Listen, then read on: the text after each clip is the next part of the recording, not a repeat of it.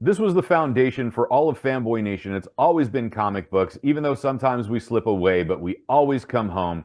Coming from Mad Cave Studios, nuts, the Crumbelievable Adventures of Peanut and Jelly. I am talking to creators today, Max Beaudry and David Perry. Gentlemen, this is a fun comic book, graphic novel, whichever you'd prefer to call it, that we got to enjoy. So thank you so much for this. Yeah, thank you for having us and glad you enjoyed it. Yeah, it's You pretty know, wacky. Yes, I love your commie take on Reaganomics and the Yes. trickle down into the food pyramid that has failed us for 45 years. Right, 100%. It's like, the food pyramid, I sort of was thinking, well, what does it mean to us in our world? And it's like, well, to foods, what does it mean? And I was like, it's probably the hierarchy of their society. So it kind of just worked out. So we start off with organic and then we work our way down to heavily processed.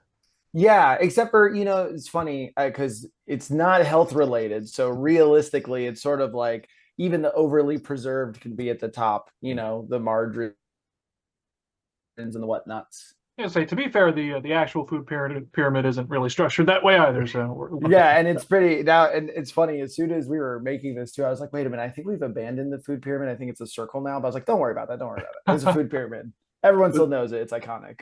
Right. There's people that are old enough to remember where they lied to us, and it's like eat as much grains and as much Yes, bread as you possibly can. Get right. filled yeah, up on empty calories before we try anything else. Exactly. Yeah, yeah, yeah. Yeah. Well, David, this started off as just doodles for you that you came about, or was it Max that started with the doodles and then pitched it to you the other way? that was actually I Max. Max yeah. started out with the doodles, and he came up with the whole storyline and all the characters and all that. He actually brought me in just to basically revisualize it to sort of solidify the character designs and the environments and all that kind of stuff. Yeah. To make it look actually good because I doodled it, but doodle is that's even maybe giving me too much credit. I basically when I was working at I was Nickelodeon. I was coming up with an idea for a show. I happened to be a huge fan of peanut butter, like kind of obsessively. Not so much anymore, but I really used to eat it all the time. And so I drew this picture on a post-it note again. Like to call it even a picture is it's too high of praise. It's really just rudimentary stuff. But I drew it and then I came up with these characters, Peanut and Jelly, and I was thinking, okay, where do they live? This and that. So I eventually had all these post-it notes in my cubicle where I would just draw new food every day. And then yeah, eventually I worked with David on a couple other projects first, and then I said, "Hey, this is something I've always wanted to turn into something. Are you game?" And then David recently posted all the visual development he did, where he sort of was like, "Okay, this is kind of what you had." Um, and then he just did all these different variations of what the characters could look like, and so it was a lot of fun to see them come to life in a more interesting, just better way. And what David's not telling us is that he's severely allergic to peanuts. Oh Totally, yeah, yeah. yes. Yeah. He was I So actually built the up an EpiPen, immunity. dramatic. is it that bad that you have to have the EpiPen through every sketch? Oh, not anymore. I decided I was going to go the hardcore route, and I just ate as many peanuts as I possibly could until I built up an immunity. Yeah. Yeah. We have to make sure because there are the people that have the peanut allergies that might complain and go, I feel attacked. So It's actually interesting working in kids television. That comes up quite a bit, like, the kind of go-to snack that you could, like we would do in Muppet Babies and stuff would be like, oh, they're eating peanut butter and jelly sandwiches. And then we get to the point where it's like, you know what, don't even bring up the peanut butter because it does like maybe alienate the audience. And then I was like, well, I created a whole thing that could alienate, I guess. But I'm hoping that even from afar, the kids can enjoy it. right. Mhm. They can enjoy it through their friends that Right, don't have the right. peanut allergies. Right, right. It's not a scratch and sniff Right. book, so like I think everyone will be all right. That's Now the there's second an printing. idea. Yeah, exactly, exactly. Yeah. I So actually love peanuts, but I can't eat them at work. I teach at a university downtown, but one of my coworkers, who's another professor, is like deathly allergic to peanuts, so I can't even have it like in the break room. oh man, that's terrible. I'm allergic to cats, so we don't have to worry about any of that. But I got two. They're around here somewhere. well, if I start breaking out, we know it's your fault. Yeah. It's dander vision at this point. Yeah. Yeah.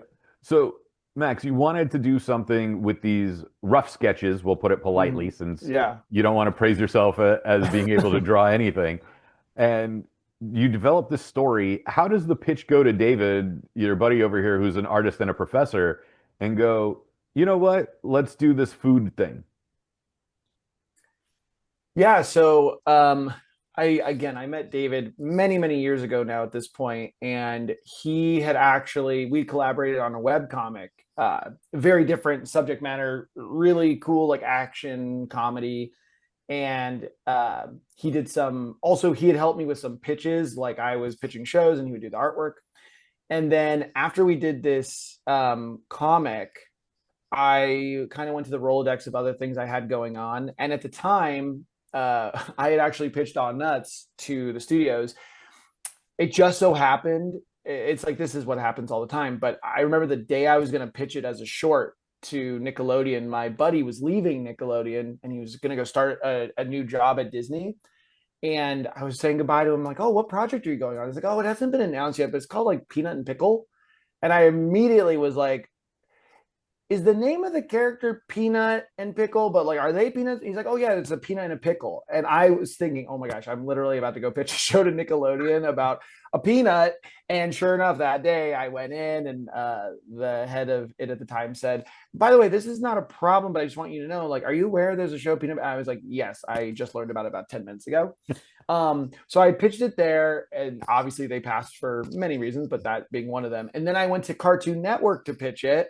And I had a great pitch. Yeah. It's so funny. I pitched, no, not Annoying Orange. It was, no, Apple and Onion is it? Oh, Apple and Onion. Yeah, Yes. Yeah. Because basically I pitched it. The woman was so gracious. I pitched the whole board that a friend had done. And she was like, this is such a great pitch. She's like, no matter what we do, just know you did a really great job. And I immediately thought, okay, well, it's dead. No one says that unless, and when she walked me out and she walked me through the development hallway, and all of a sudden I saw the development art for Apple and Onion. And I was like, you know what, I'll just see myself out. So I always had this idea that I really liked, but I knew, it was kind of niche. And if one studio did a food thing, they wouldn't want to do another. So then I thought, you know what, I really want to make this into a graphic novel because I think it could be very fun. And David, having worked with him previously, I knew like he had the skills to do it. So I came to David and he was game. And it took us a little bit, I think, to actually start working on it. Cause I think, David, I can't remember exactly, but I remember you were finishing up something at that time. So it was kind of like, we kind of started initial designs and stuff. And then, and then it became kind of like a COVID project, basically. Yeah. I think I was finishing something up for Jeff Wagner, if I'm not mistaken. I think he was the only guy I was working with at the time. Yeah. And then, so it took us a little bit, but then, yeah, we did it. So what Max is telling us is that WB with Cartoon Network blew the perfect crossover. I'm not saying it. But I'm not saying it. Right. But also it's just like, who knew that food was going to be in the zeitgeist right at that moment? And unfortunately, I was slow to the punch. Well, listen, apples and peanut butter go together, so that crossover right there. Right. Exactly. You never know. It's all right. WB splitting up between Discovery and WB. One's going TV, one's going film, I believe. So we'll see how that all breaks down. Yeah, exactly. Here's hoping the animation department gets as far away from David's ass lab as possible. That'll make me happy. Now I just lost any opportunity to get a job at that studio. Until David Zaslav decides to go to Paramount, and then we'll figure it out. Yeah. Oh, not Star Trek. Don't do that, Star Trek. Why? Kirkman already did. Yeah. Hey, Discovery had that one Trek short that was actually really good, but so I'll give it that. There was one Trek short they did that was fantastic. I did enjoy Below Deck, so we will give them something. And Prodigies. So, yeah. Very much so. They did very well with their Star Trek animation. Mm-hmm. Yeah. And how did the pitch come to Mad Cave at that point? See, there we go. Actually, the way the pitch came to Mad Cave was pretty funny because it's also very not traditional necessarily, but I have worked in the industry for a while, and part of working in the industry is making things that never get made. It's just how it works. That's not anything shocking. And also when you work on a show, you get to put your voice into it, but at the end of the day, the show has a collective voice. And so when someone's watching an episode of something you wrote, like, you know, you obviously brought something to the table, but it's not like your specific voice because it has to be the voice of the show. Mm-hmm. So with On Nuts, I was like, you know, I think this should just be a fun project and I want to see it to completion no matter what. So I like gently pitched it a little bit before it was done to some studios, but I didn't really have any connections to any publishers. So I just kind of reached out and, you know, I got some varying degree of like, this is fun, but not sure, this and that. So I was like, that's fine. I'm just going to make it myself. And so I ended up using this company, Print Ninja, which is great. They did a really great job. They worked with me and David to like help. Like once David got all the files, then, you know, we went to layout, see how that would work. And so they actually printed physical copies for us. And so I went and I printed it and then I was selling it on my own. And I sold a decent amount. I sold almost about 100 copies, which in the big scheme of things doesn't sound like a lot, but when you're hawking them yourself, and it's also a kid's book and you're not often talking to your specific audience on social media, it was actually pretty good. And then on a whim, I have a friend who sold a book to Papercutz, and I thought, oh, I've never thought of that company before. I know them because they do a lot of work with Nickelodeon and Mad Cave. So on a whim, I was like, well, that's how some comics have been made, right? Like they got printed first, and then someone said, hey, we've got this thing. What do you think? And so I just literally went to their submission page. I didn't know anyone there. I just went to their submission page. And then Stephanie, who eventually became the editor, said, hey, I received it. I'll review. And I was like, great. Either way, we've made it. Wonderful.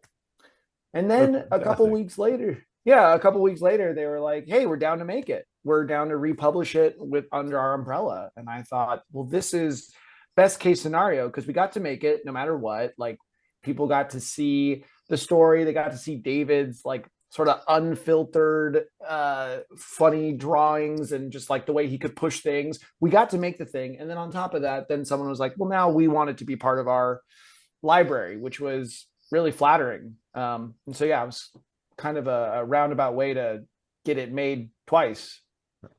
And I also like the fact that you point out you don't interact with the age group for the book unless they're related to you, because that would be a bit right. There's inappropriate. There's really no good way to like go and stand outside elementary school, be like, hey, you like books?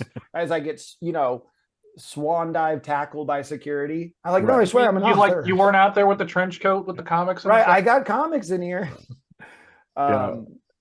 It's not the South Park season 1 bookmobile situation. So no, yeah, definitely not.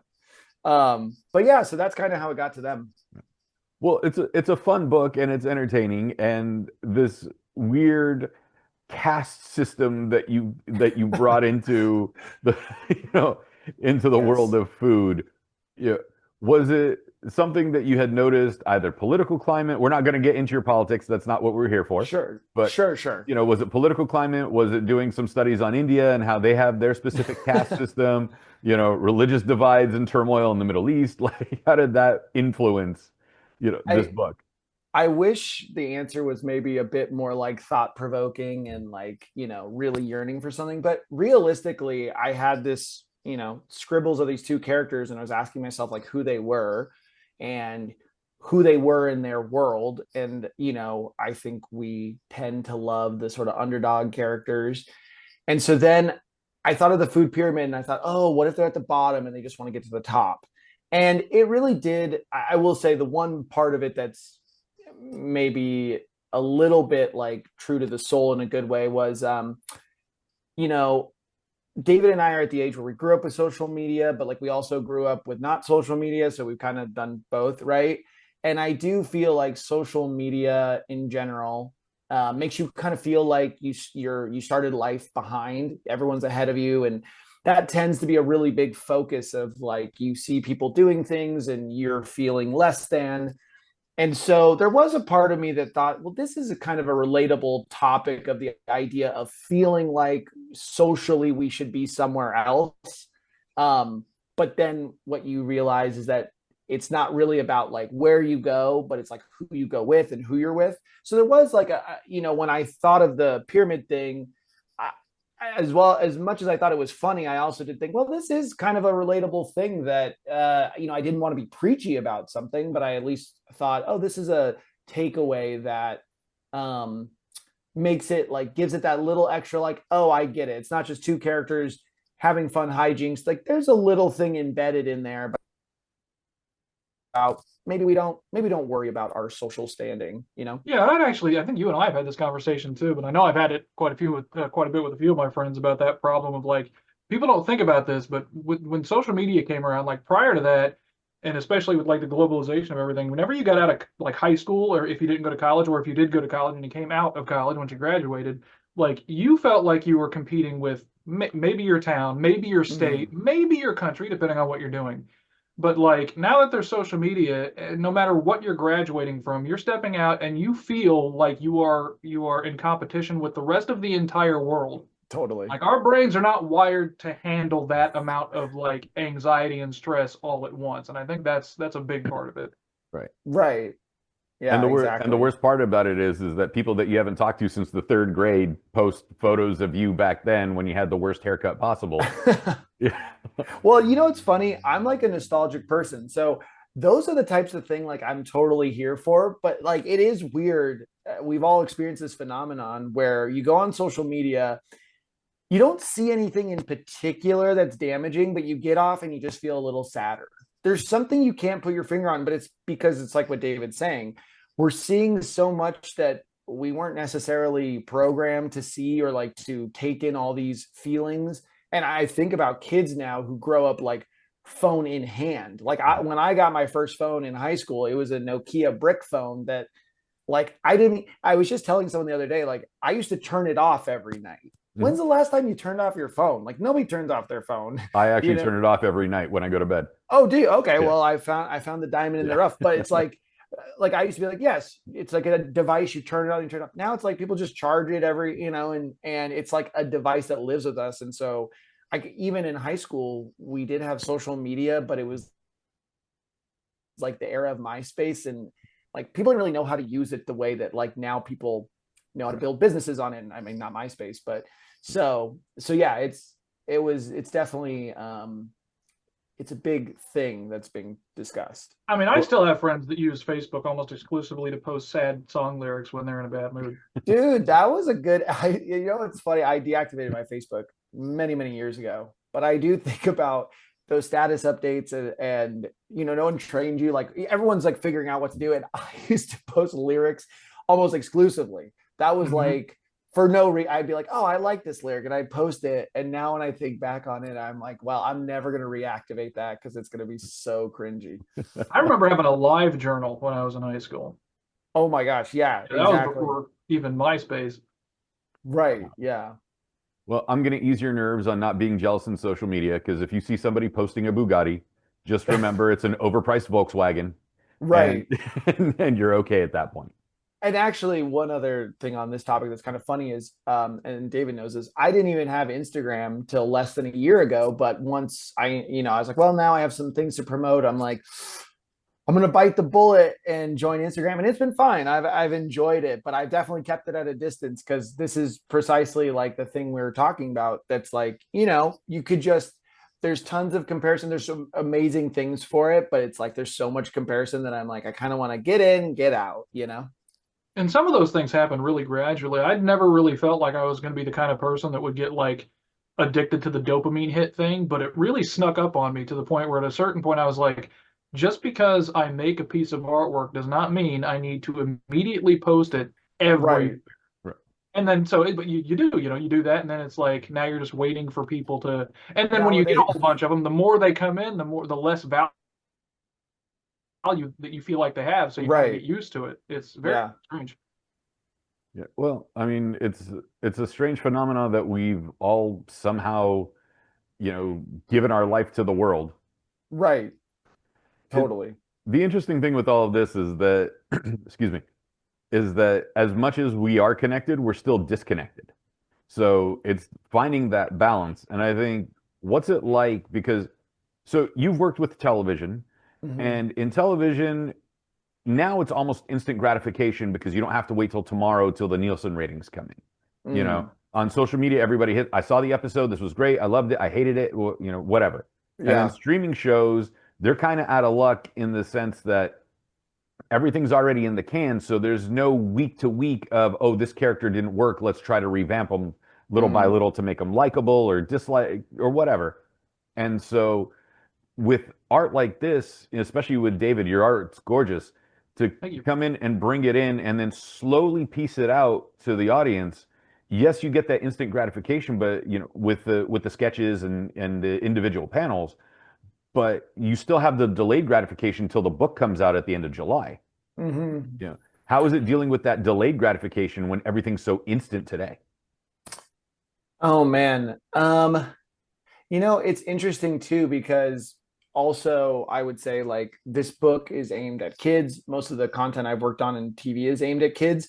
So, what you're talking about in terms of people reviewing and this and that, we don't get a lot of that in the kid space. In fact, sometimes on some of the shows I'd be on, the funny thing would be like to go into our IMDb ratings and read people's reviews because you'd hear adults like, I think like I wrote an episode of Muppet Babies where on the reboot where we reintroduced Scooter and Skeeter to the playroom.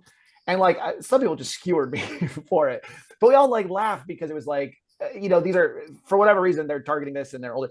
So, in a weird way, we don't get that feedback as quickly as like when you drop a Game of Thrones or something where that audience is online and they're adults who care about it. So it is interesting. I think it is delayed gratification pre-sales where we are now. It's like this weird anticipatory feeling of, oh, we can't wait for you to have the book in your hands. And so it all feels very theoretical because again, most of the people we are speaking to are adults who have kids who think, oh, my kids will love it. And so it is like kind of a strange feeling. I mean, we do have a little bit of this in TV, which is when you drop a trailer for a show and then you're like, everyone go and watch this. But I will say I have one time in the wild when the first publication came out, I saw a little girl pick up the book and was thumbing through it.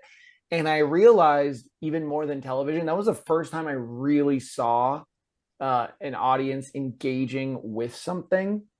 And I kind of wanted to go and be like, hey, you got any thoughts, any notes? Like, what I'm like, and this is Max Beaudry. I don't know about this guy. What do you think? But it was very interesting to see like someone interacting with it. And that was very exciting.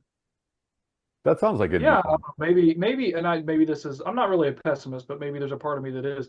When I'm like in that middle ground between like, okay, I did the thing and then it's going to get released, my brain just kind of gets rid of it for a while. It's like, all right, I'm just going to assume that was a fun project and nothing is ever going to come from it. And then when something happens, I can be happy about it. So I put it out of my head and I start working on something else until I hear good news. And then it works out pretty well. I'll tell you one thing that's really weird about it though, and I've noticed this on almost any project I've worked on, especially since I started working on some of these kinds of projects, because I'm doing another project with somebody else too, is that, and I notice this every time I open this comic. If you look at the drawings at the beginning of the comic, and then you look at the same drawings of the characters at the end of the comic, like you can watch the character model get more consistent as you flip through that comic book. Because when I first started doing the pages, I had a pretty good idea of the characters, but like you get so used to drawing them and like all the measurements of the anatomy just start to slowly coalesce in your head and it becomes more and more natural and everything becomes more consistent the more you draw. So I don't know how many other people will notice that, but I notice it every time I looked at them. Like I look at that first drawing of Peanut, and I look at the last drawing of Peanut, and I'm like, man, I want to go back and do that first page again. So David, since you are a professor, I do have to ask, when the student starts giving you attitude of, what makes you an expert, you're just a teacher, how often do you pull out the panels from Nick and Disney and your other works and go, well, here's my resume, how's that work for you?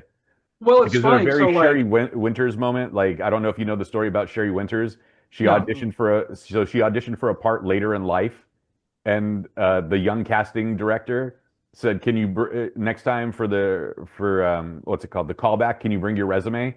So she brought her Oscars with her. No, they asked for references, and she brought her Oscars with her, and she's like, "Here's my first reference, and here's my second reference," and just Oh my slammed them on the gosh. desk. So That's brilliant. I hope it's a true story, but it Yeah. sounds, you know, it Oh, it wouldn't sounds too good surprise me not if it to. was. Yeah. I actually just watched Sunset Boulevard not long ago, and it kind of gave me some Sunset Boulevard vibes.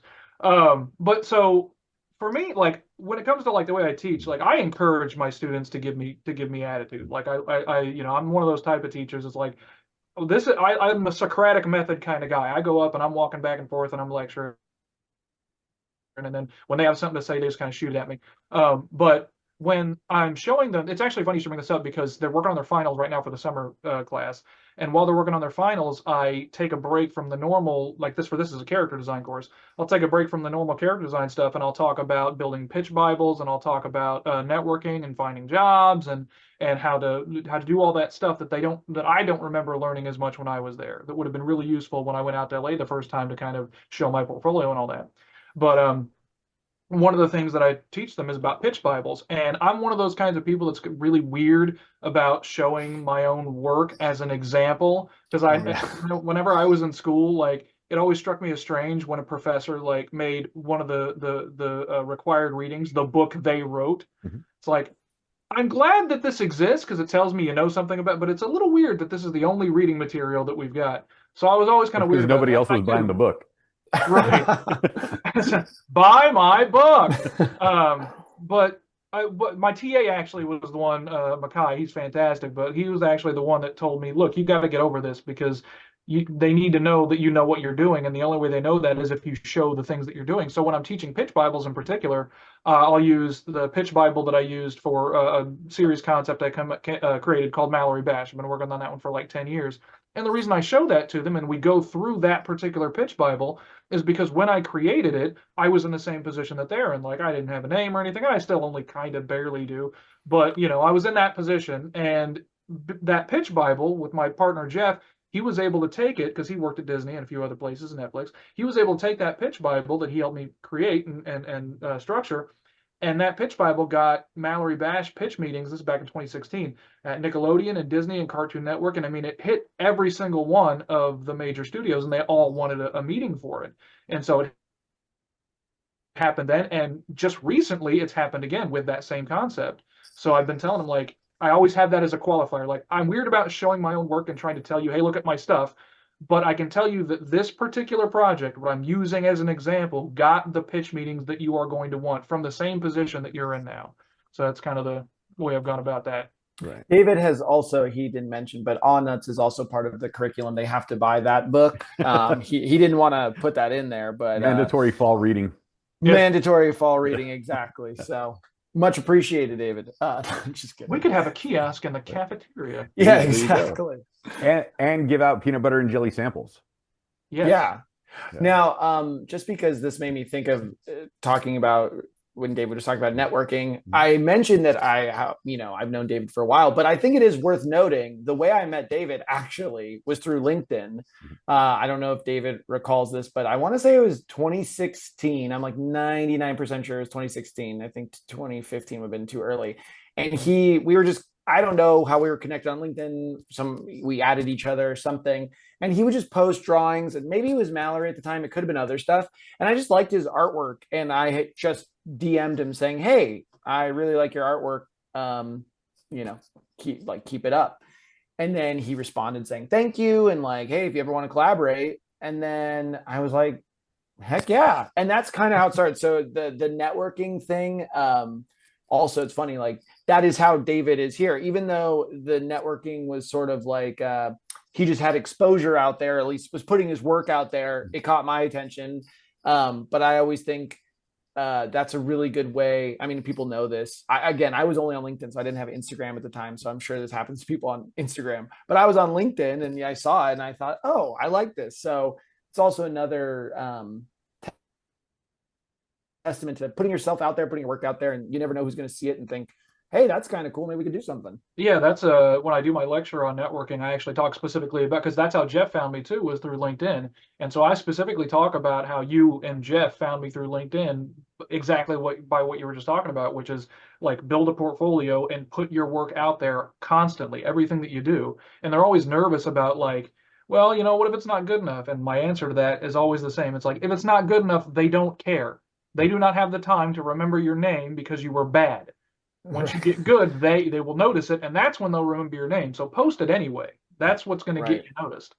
And it's also worth noting that LinkedIn is a sponsor of Fanboy Nation. Isn't that correct? Yes, at this.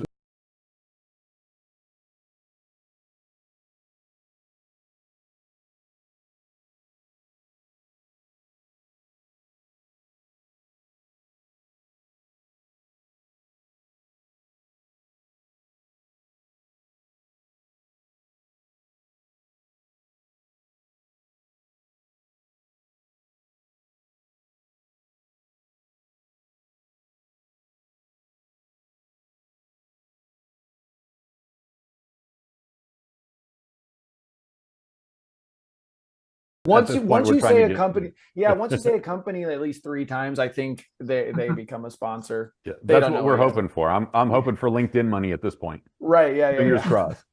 Yeah. But you did mention, before we get back a little bit more back to the book and why he's grape and not strawberry. Yeah. So because someone's going to have to ask at some point. Sure. That's a good question. You did mention that there's just a sea of stupid money floating around Hollywood on projects that get bought and never get made or get shelved or get canned, and it's just money flowing for maybe 5% of what's bought gets produced. How as a creator does that boggle your mind to sit there and goes, there's that much that's floating around, we have a million different platforms that we can put any of this stuff, and yet only 5 to 10% of it actually gets made? Well, I think when you're working at studios long enough, it's kind of unfortunate, but you kind of understand it. Like the creative space, it's not necessarily math. Things sometimes don't add up. You get into something that you're excited about, and then, potentially there's a regime change or there's things that happen. So it is, it's definitely disappointing, especially like thankfully, I've only worked on 1 or 2 things that ultimately got the axe, like after my part was completed, which is always a really terrible feeling.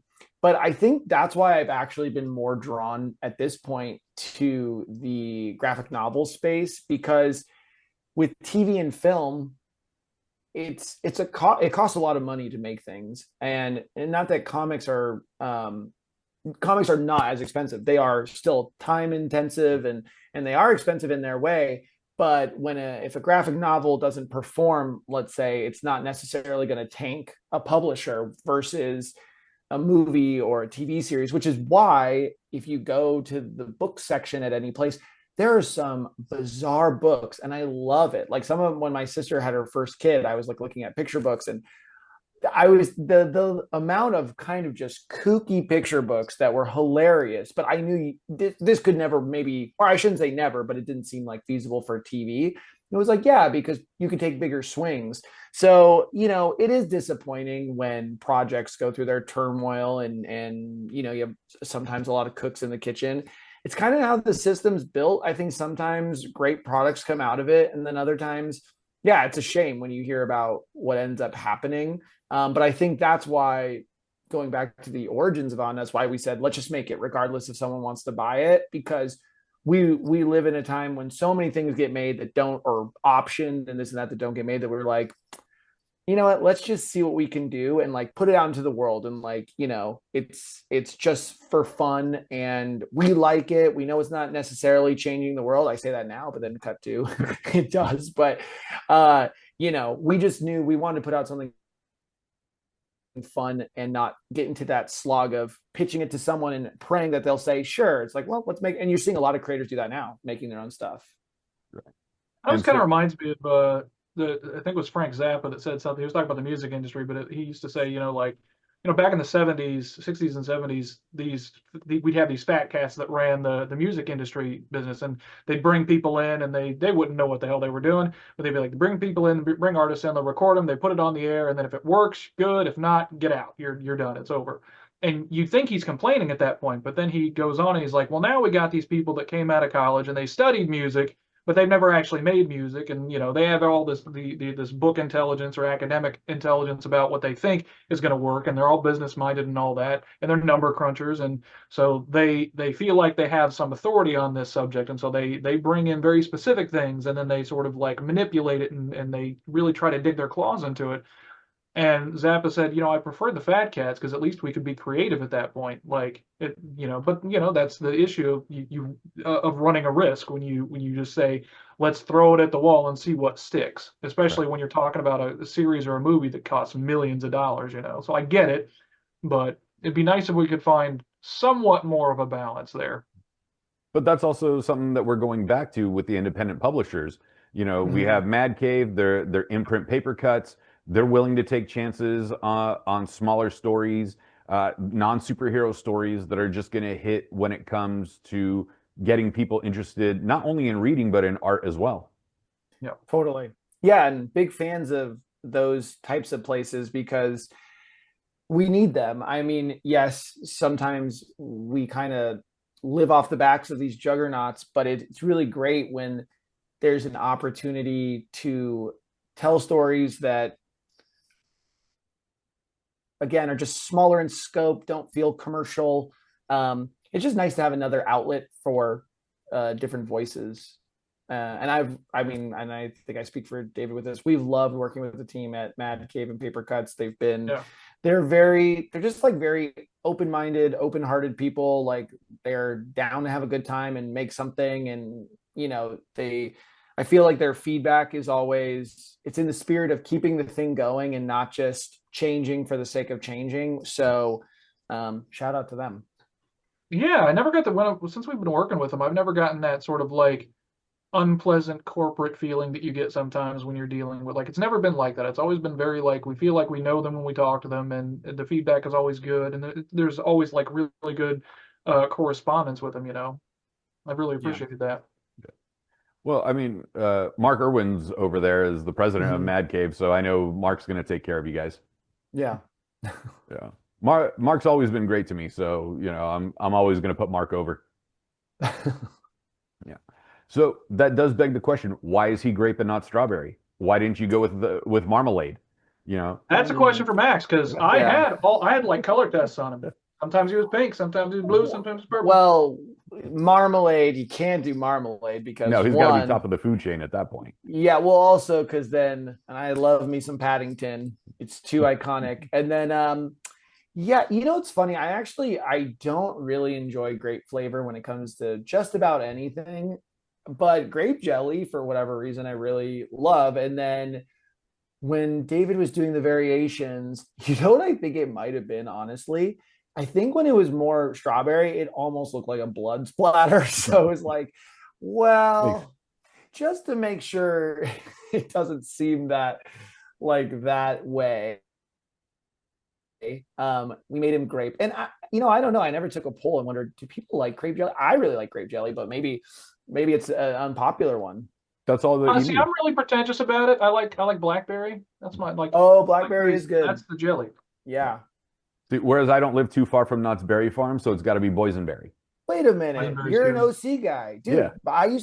My great grandfather was the first train conductor at Knott's Berry Farm. Oh, for real? Yeah, like the Knott's family loved him. He was like on a billboard. My family would even, I forget how many things. We've done it, I think, twice now, had Thanksgiving at like their chicken restaurant. Yeah. Dude, I grew up in Fullerton, so I'm not terribly far from it, but yeah, I've always been a Knott's Berry Farm kid. They have the best funnel cake. And as a kid, their rides were like a little bit elevated. They had some more of the scary rides. Right. And I loved them. So yes, I'm a Knott's Berry Farm guy. So David, being in the Southeast, I don't think you're familiar with boysenberry, but it's a combination of blackberry, blueberry, and loganberry. Yeah, we don't have a lot of it naturally here, but if I go to certain places, I can get it, and I've enjoyed it very, very much. Yeah. So we got to, that's the one thing that we're a little uppity about is our berries. And by the way, funnel cake from Knott's Berry Farm, better than any fair funnel cake. Totally. It's really, man, kind of. I haven't been in a while. Their passes aren't terribly expensive, but I live in LA now, so I'm like, well, I don't know if I'm going to go that often. But even as a kid, I used to go to Camp Snoopy. Like, I loved it. I loved it. They totally remodeled it. So Oh, they did. Oh, yeah. shoot, it's been a while since I've been there, so now I got to do it. See, now you got to come I'm for some. Indianapolis. I come from like the land of really weird state fair food, so Yeah. I'm used to that kind of stuff. Yeah, there was that Food Network show where the guy was going to state fairs and eating their stuff, and I was just like, I don't. No wonder why everybody has diabetes in the United States. So Yeah, so when they got to the deep fried Oreos, I was like, I don't know about that, right. man. Well, those are dangerous, but what's worse is the deep fried Snickers. Oh yeah.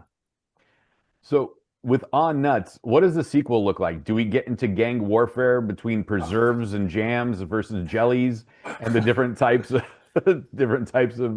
sweet additives to peanut butter and regular butter? Well, you're giving me some ideas. So at this point, we're still talking about possibilities of a sequel. I have an idea that I won't reveal too much about, just because maybe the Papercutz assassins will come and find me. But I definitely, David knows this, the sort of inspiration behind it was this sort of animated TV model where your characters are they never fully grow. They're continually learning their lessons. So I kind of like the idea of almost like a Phineas and Ferb, right? Where, they're always, how are they going to spend their summer vacation?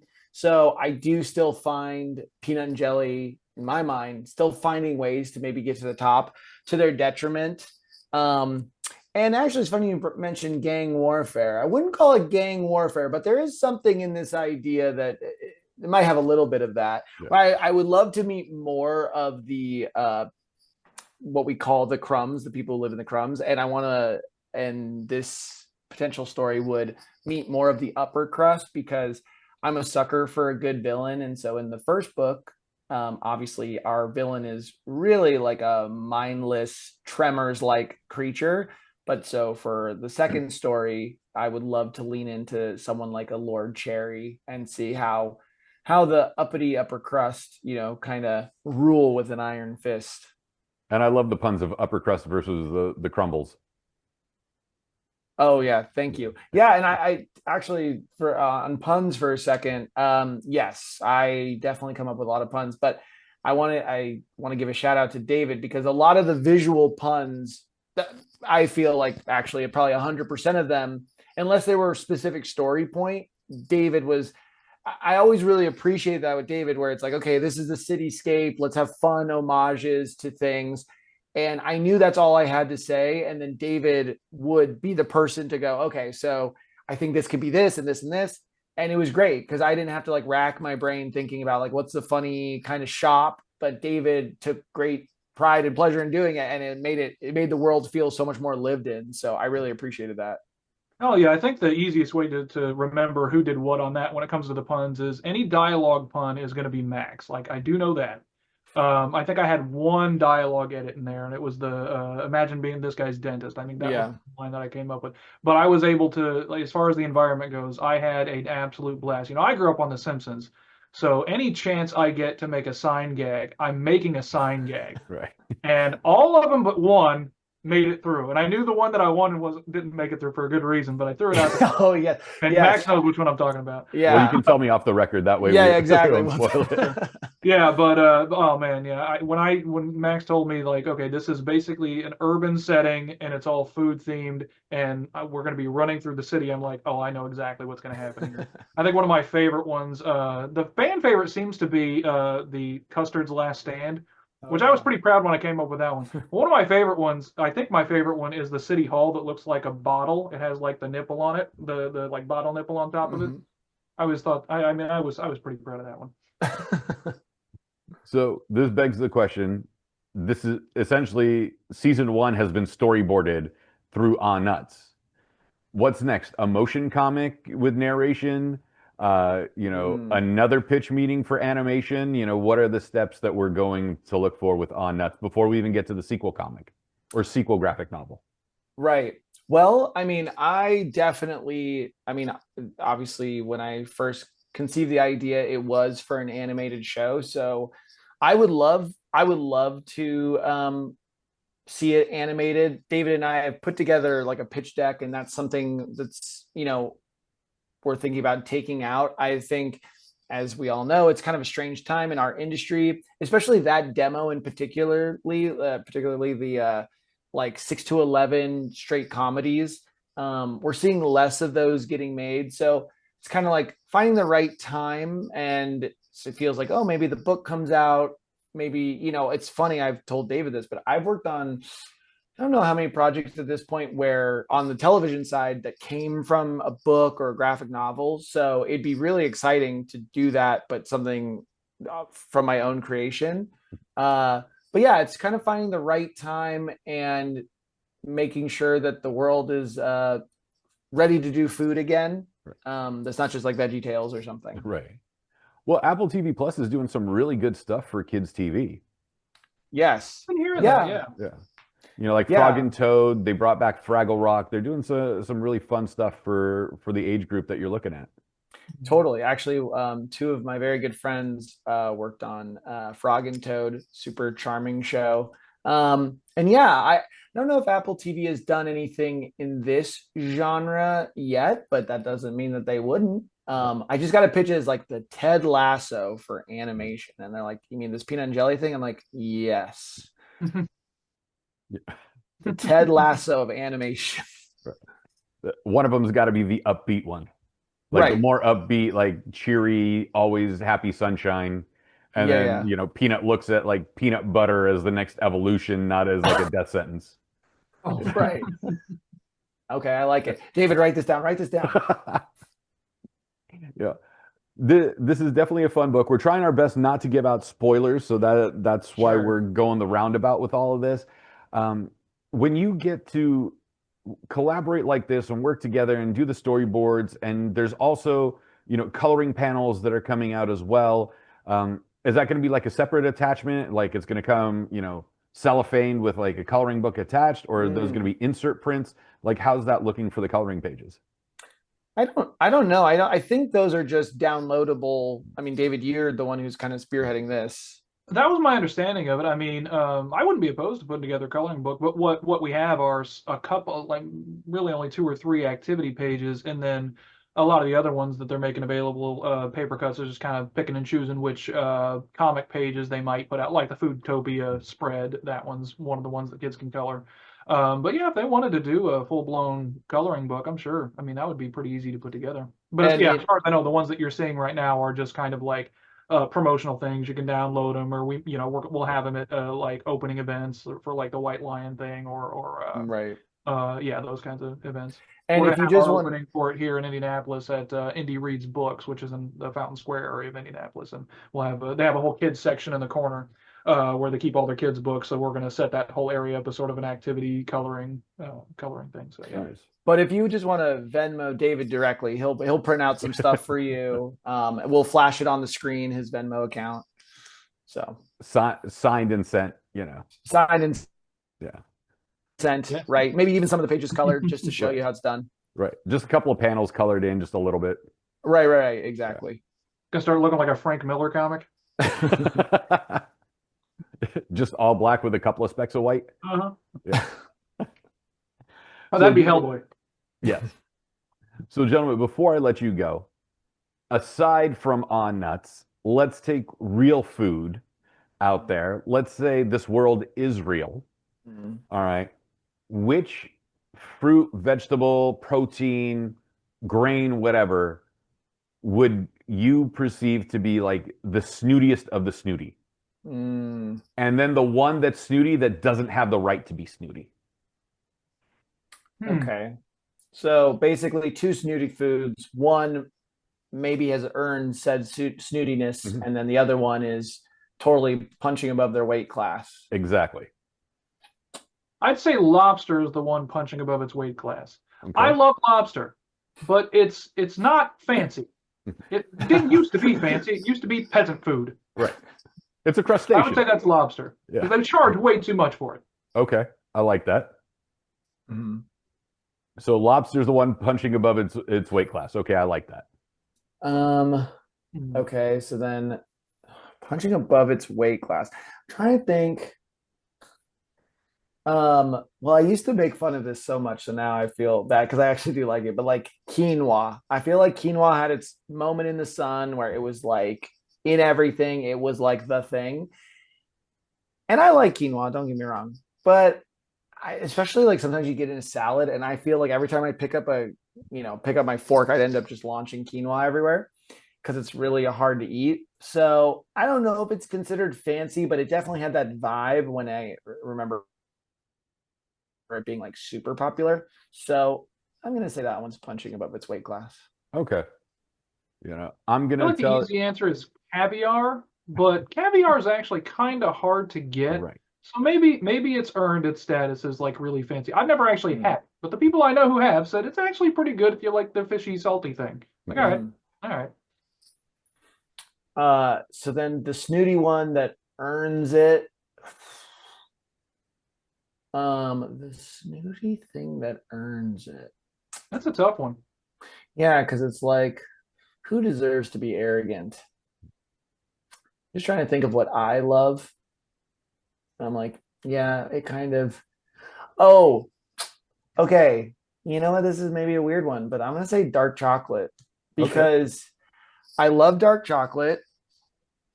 It naturally, I mean, some people hate it because it's like bitter or whatever, but I like 98% dark chocolate. I like I that. love it. And there's something I'm like, respect, it's bitter, it's healthy, and yeah, I don't know. That's the It's one I go with. also it's one of the two most complex flavor profiles in the world. I think it's the most, but I know the other one is red wine. Those are the two most complex Oh. flavor profiles in the world. So you're saying I'm sophisticated? Is that Yes. what you're Yes. saying? Okay, cool. And you Nice. have a sophisticated palate. Okay, cool. That's what I was I think- hoping for. Maybe black truffles is another one that's probably punching above its weight. I don't know. Oh, It's really good, but All right. I'll tell you the one that no one thinks of.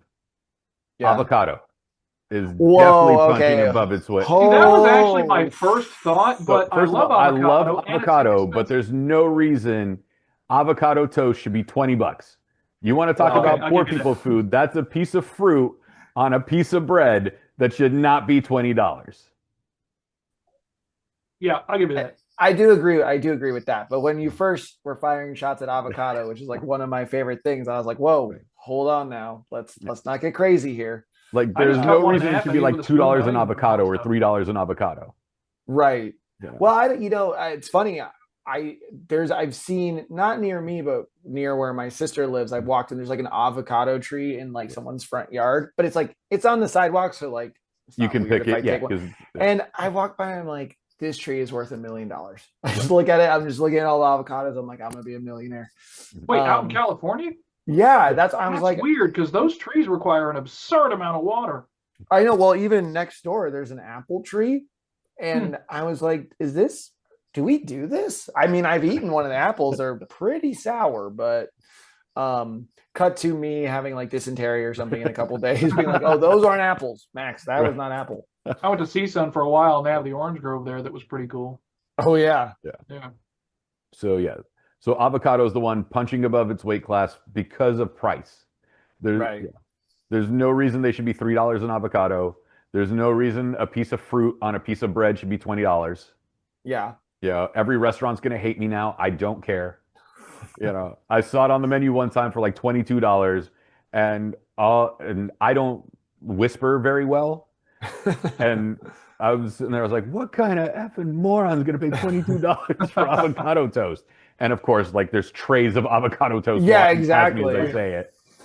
I can compare that to another one too, because you made me think of another one. The one time I ever went to a restaurant and they had tomato jam. Every time I go someplace that has tomato jam, they like it's good. It tastes great, but it is overpriced. They do the same thing that they do with the avocado toast. It's like you're giving me a piece of like bread that tastes good, and you're putting tomato jam on it, and you're charging me like $12. Like, no. Yeah, see? So, and then what's the food that deserves to be snooty then for you? Ooh, deserves to be snooty. We didn't even touch on like desserts, man. Like No, creme brulee is a- desserts next round. You know what? Okay. I'm gonna keep it in the fruit category, and I'm gonna say nectarines. I mean, we've great. always Oh, heard it's nectar of the gods, Yeah. so we have to stick with the nectarine. I don't have a strong opinion on the nectarines, but I do like them. But I think, okay, snooty nectarines, they've earned it. Yeah, when I you've like been it. called the nectar of the gods for so long and everything's been compared to nectarine juice, Right. yeah, I mean, especially that's for true. thousands of years, I think it's earned its position in that. It's, yeah, exactly. And they don't charge you $3 for a nectarine. Right. So I'm still waiting for my local Kroger to sell durian so I can try it. I've never had durian. It's I haven't had that. I've heard it tastes great, but of course, yeah. I've known to be also I've smelly. had durian. I've also had durian ice cream, which is pretty good when I was in Singapore. I think it's not bad. Okay. Then let's close it off with the desserts. Desserts that are earned snooty and perceived snooty. Well, I did say dark chocolate, which could be a dessert, but I love, and this is multiple ingredients, but like I love pumpkin pie. Okay. I think it's earned it. I think put a little whipped cream on that, and it's a wrap. It's the best. It's earned it, in my opinion. And I unearned? think the one that's earned it for me is creme brulee. Okay. I love creme brulee. Mm. Okay. I dig And then that. the one that is definitely, maybe some people hate this, red velvet cake. Mhm. What are we doing, people? Unearned? Like, I'm sorry. I'll give you that's just- unearned on that one. It's Yeah, delicious, unearned. but it's unearned. There's just something, it does nothing. Man, I'm not a big cake person. I like David's I guess- face is dissolving your partnership at this. I know. He's like, I do love red velvet cake, but I can't argue that it's not fancy. Like it shouldn't be treated like it's fancy. yeah, just, I don't know. It's not my thing. Okay. I'm then not David- sure about the punching above its weight class one. Oh man. I mean, come on, there's so many trendy desserts. Like Right. even again, not to knock on it too much because maybe people love this, but the strawberries that are covered in the sugar, Right. Oh Like, yeah. that's The strawberries aren't sweet enough on their own. I know, it's just Yeah. like no. Well, I'll tell you one that I kind of went like I had a really bad first experience with, but then loved it the next time I had it, and that's flan. The Okay. first time I had Oh. flan, I was in Gulf Shores, Alabama, and I looked at this thing, and it looked like a dirty sponge. And I remember I took my spoon and I pushed down on top of it, and all the juice came leaking out like transmission fluid. Mm. And then I expected that. What I did not expect is that when I lifted my spoon, it all sucked it back up. And I was like, I'm not eating that. I took one bite, and it wasn't good. But so it took years before I would try it again. But then when I did, it was delicious. So it's like you got to make it right, and it's really good. But I don't know you how had some bad fancy flan. people think of flan as being, though. It is related to tiramisu, so Yeah. Yeah. okay. And what about for you? Unearned gelato. Yeah. Oof. Gelato? Gelato. Okay. Yeah. I'm Italian, so just like oof. Ugh. But yes. It's still ice cream. Let's be come on. It's a fancier ice cream, but it's still ice cream. But it'll Maybe you clog can your make up arteries for it. Do you like faster. spumoni? If you like spumoni, he might forgive you. That's true. Oh, Okay, Spumoni's great. No, spumoni's good, but I'm just saying like gelato. When everyone makes a big deal, it's like it's gelato. I was like, dude, if we put a scoop of chocolate gelato and a scoop of chocolate ice cream, 90% of people aren't going to be able to tell the difference. Right. So that's why deny. gelato's unearned. Yeah. I can tell you one that's on the fence for me Okay. because I love them, but I feel like they're overpriced because they have a French name, and that's macarons. Okay. I love them. I absolutely love them, especially the pistachio ones. But man, I swear every time I go to pick them up, I'm not paying that for 6 of those. Right. That's fair. Mine earned will be controversial because everyone gets mad at me for loving this. Carrot cake. Oh, I like carrot cake. I like carrot cake. I mean, the texture is sometimes a little gritty. So, but no, and especially doesn't carrot cake almost always have like cream cheese frosting? Yep. That's my favorite kind of frosting. See? So I think I totally get it. Even like zucchini cake I've had, and I'm like, this is really. Yeah. I mean, if you mix sugar with enough of a vegetable, it doesn't really matter. You This know. is true. Every Yeah, time I it's see an sweet orange enough Mini all- Cooper, it makes me want carrot cake. Yeah. Gentlemen, I'm going to leave you with this. Thank you so much for your time. Where can we find you on social media to talk to you more about On Nuts and other projects that you're working on? Well, you can find me on Instagram. My a handle, I think it's at mbozo. I can't remember. I think that's what it is. Yeah. And then, yeah, thank you, David. He's my fact checker. And then LinkedIn, Max Beaudry, and then yeah, that's basically about it. For Max's Instagram, you got to spell it right though. It's M, and it's not Bozo like the clown. It's Bozo like his last name, Beauzo. That's why he gets paid the big bucks. This is why he's here. Yeah. As far as my socials go, I'm on LinkedIn under David Perry. I'm on Instagram under David Perry _illustrator. I'm on like everything else too. Like if you find me on Tumblr, I think on that one I'm Vladimir Jazz on that one still. I've had Just that for a long time. It's like, And I honestly, can't it's just remember. because I like Vladimir Russian Jazz. names and I like Cowboy Bebop, and so it was like cram those together. Yeah.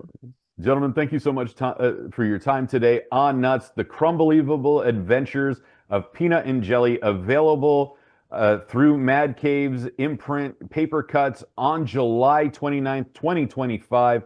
88 pages. You can get your hardcover. You can get your softcover. Ages 6 to 9 is the ideal reader. Parents, you can read this with your kids. Leave them alone with the book and make sure that they're going to be safe and not read something weird. Crazy. Yeah. Yeah.